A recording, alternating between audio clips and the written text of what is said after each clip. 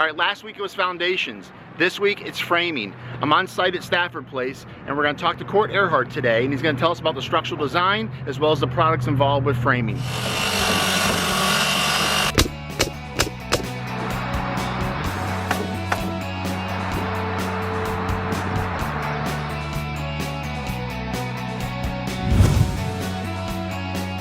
This is when I think things start to get exciting for homeowners, because you really start to take in the spaces.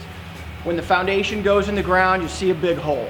Yeah. And that's what it is, and a big chunk of concrete in there, and you're evaluating stuff. And then as the carpenters are here, and they get the floor in, you start to feel some space, some walls start to tip up. And I think that's where it gets exciting. Yeah, I'm excited about this because this is something you normally don't see. I'm in homes, I see the drywall and finish stage. You don't see really what's behind the walls, and that's what this is really about. So this is going to be good.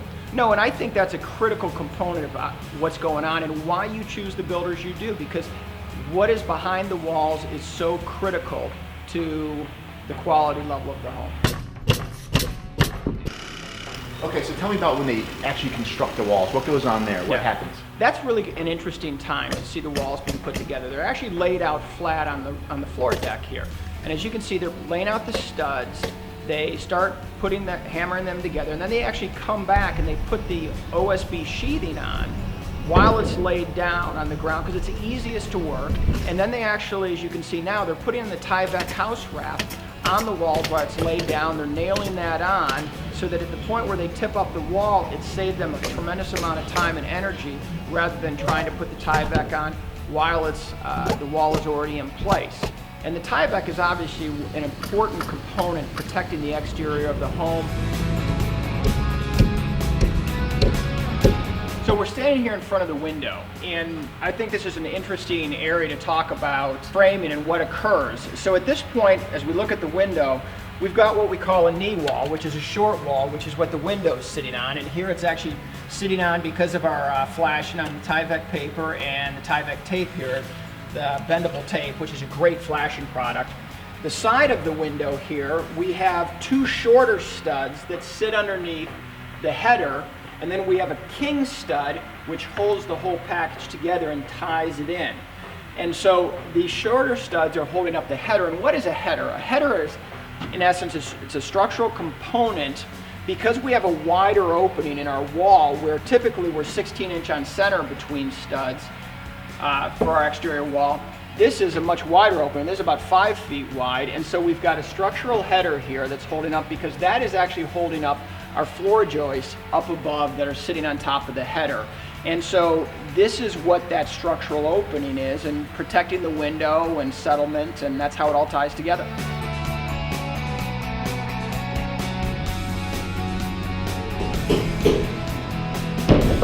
One of the interesting things in modern design is we're all going for the open floor plans. And so what does that do? How do we have to design? How do we have to engineer the homes? And so this is an interesting point to actually take a look at that.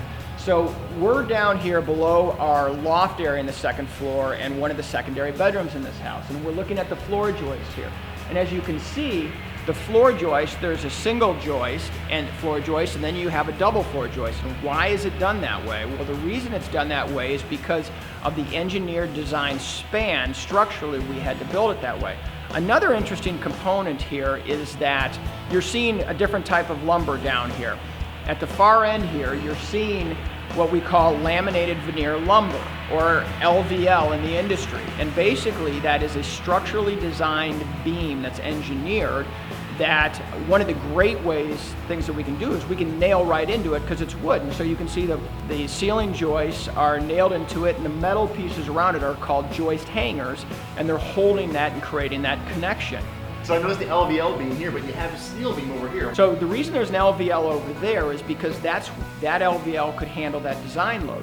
On this side where the steel beam is, there's actually an exterior wall, and there's the roof is sitting on that exterior wall as well. And so there's more design load, and so the LVL couldn't handle it, so we used a steel beam in this area. And the interesting thing about the steel beam is also, you can see at each end of the steel beam, we actually have columns that go down to the foundation to support that, where the LVL beam, you sit that on top of wood. That's how it's designed.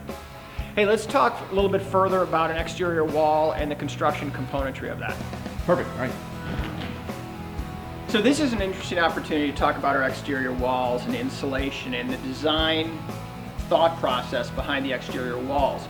So these exterior walls are 2x6 studs. You have parts of the country that build with 2x4, 2x6 studs. We get 2 inches of additional insulation in here, which is great. The other thing is this is an outside corner, and so if we think about an outside corner, what we want to do is we want to make sure we get that area fully insulated, and these are called California corners.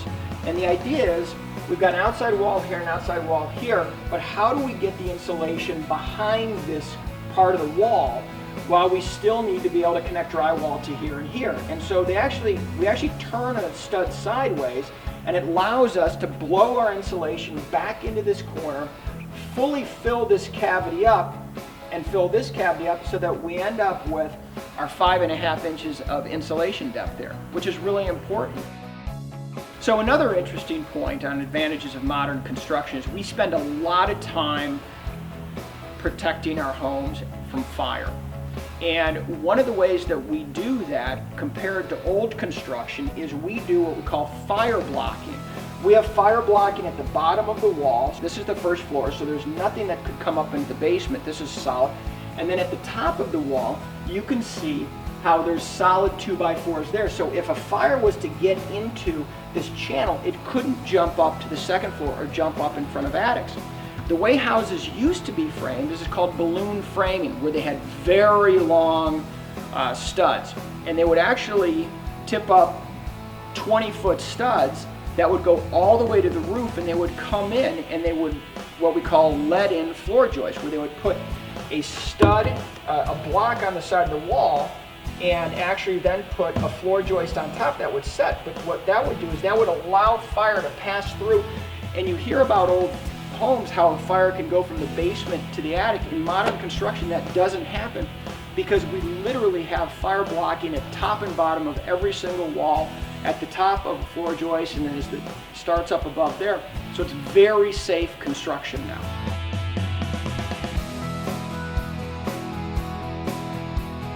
I'm standing in the master bedroom shower, and I thought this was an interesting opportunity to see some of the rough framing that goes in preparation for the finish that'll be done in the master bedroom shower. What you're looking at right here is the bench seat that'll be in the shower. And the glass wall will come along here, and then this is the entry into the shower. We call this a curb, and there's a curb on this so that water wouldn't come out onto the floor. There's another interesting thing that you often don't see here that is all about the proper planning of a house. Here is backing. This backing is used as a shower because we'll have the shower pan as it comes up before they do the mortar bed and then put the tile in. They need backing to make sure we've got a solid structure all the way around to the base of the shower to be able to build the pan of the shower. And so that's what this is right here. So we're in the kitchen here, and this is before any of the mechanicals have started. In fact, right here, in about 3 months, I'll have my hands standing on an island. And so right behind me you can see a window, and this is one of those design items that you see during the rough construction. The reason the window is set up higher is that we're going to have a sink right here, and so this is our countertop, and so we want to bring as much natural light as we can into the kitchen with a window up above, give us a view out back. And so that's where we set it in front of the kitchen. We're going to have some shelves here on either side, which will be really cool. And then this side will all be cabinets.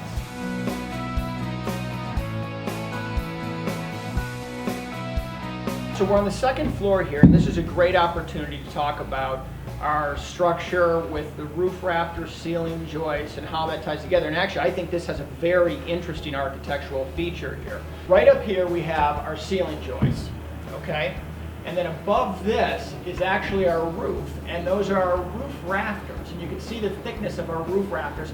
And again, we're stick framing here, so this is not a truss, this is stick frame. As the roof rafter comes down, you can actually see it hits a slightly shorter wall, which I think is a really interesting feature and adds some architectural interest. And we actually called this is called a knee wall. Although it's well above my knee, it's still a knee wall because it's not a full height wall like you see right here, a full height. When this area gets drywall, the drywall will come down onto this area, onto the roof rafter, and finally down to the wall, which will create a lot of charm. And you can do that in design with different height walls and how the ceiling joists and roof rafters tie together.